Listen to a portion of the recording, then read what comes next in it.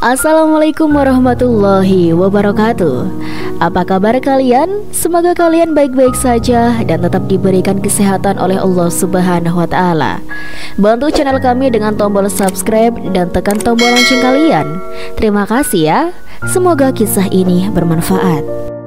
Istriku tidak bisa hamil dan aku menceraikannya. Di hari perceraian, dia memberi hadiah misterius. Seketika aku menyesal dan menangis sedih.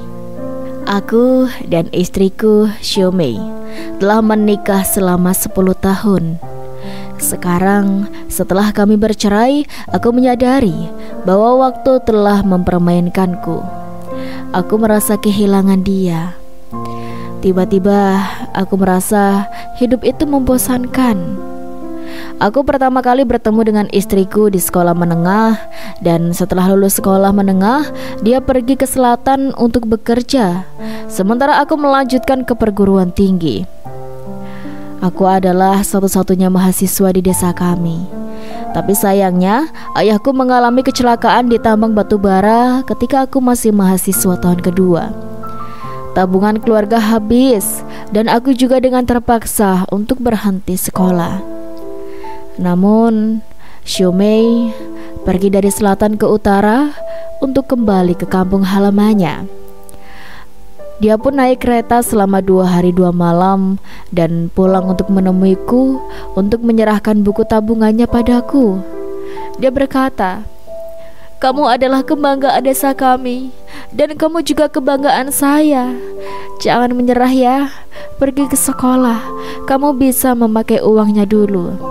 Sejak itu, dia pun menyewa rumah di dekat sekolahku dan tinggal bersamaku. Dia membantuku belajar dan merawat melayani semua kebutuhanku. Sejujurnya aku berterima kasih padanya dari lubuk hatiku yang paling dalam. Setelah lulus dari universitas, aku bergabung dengan perusahaan yang bagus. Tetapi istriku kembali ke kampung halaman karena ibunya sakit. Dengan cara ini, kami telah menjalani hubungan jarak jauh selama 3 tahun. Dan pada saat itu, aku sudah menyadari bahwa sebenarnya ada jarak yang jauh di antara kita. Tidak ada topik yang sama, dan dia sendiri merasa bahwa dia tidak baik dan sering merasa sangat rendah diri. Tapi saat itu saya masih sangat mencintainya, dan saya sangat berterima kasih padanya. Jadi kami pun menikah. Setelah menikah, dia datang untuk tinggal di kota bersamaku karena dia tidak dapat menemukan pekerjaan. Dia membuat kerajinan tangan di rumah untuk mendapatkan uang tambahan. Pada tahun 2008, aku mengundurkan diri dari pekerjaan dan memulai bisnis sendiri. Dan bisnisku tidak berjalan dengan baik. Sayangnya pada saat itu Xiaomei hamil. Aku berpikir itu bukan waktu yang tepat untuk memiliki anak. Jadi saya memintanya untuk menggugurkan bayinya. Pada tahun 2009 bisnisku mulai berkembang dan istriku hamil lagi. Tetapi pada saat itu karena aku masih banyak utang, aku bersikeras untuk tidak memiliki anak. Istri dengan terpaksa pergi ke rumah sakit lagi.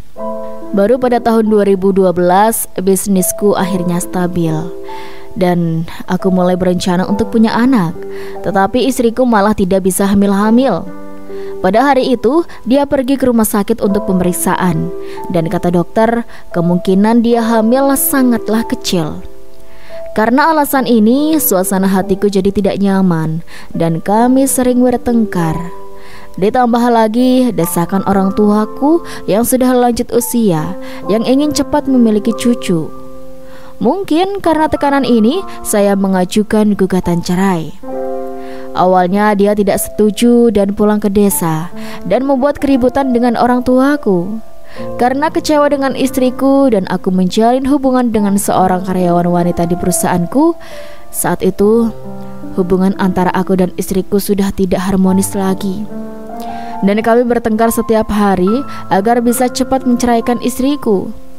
Aku mengirimnya foto perselingkuhanku dan dia akhirnya mengajukan cerai padaku.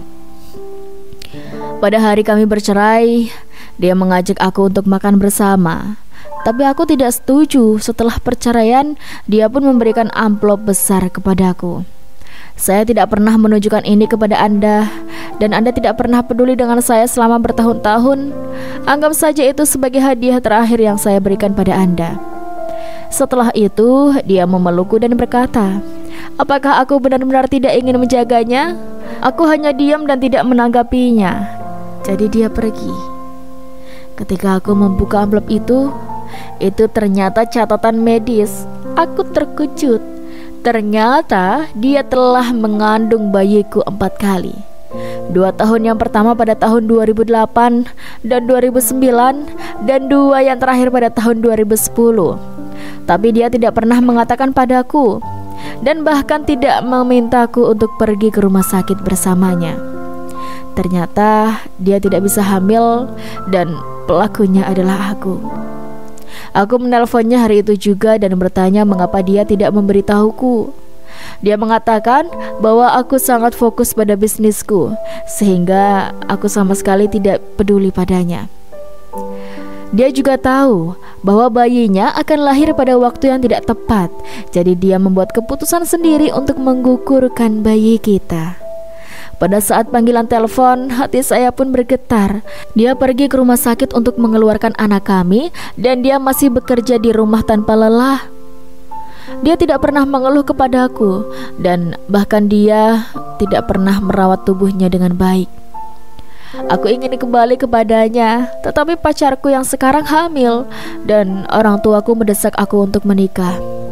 Tetapi aku pikirkan adalah mantan istriku. Apa yang harus aku lakukan?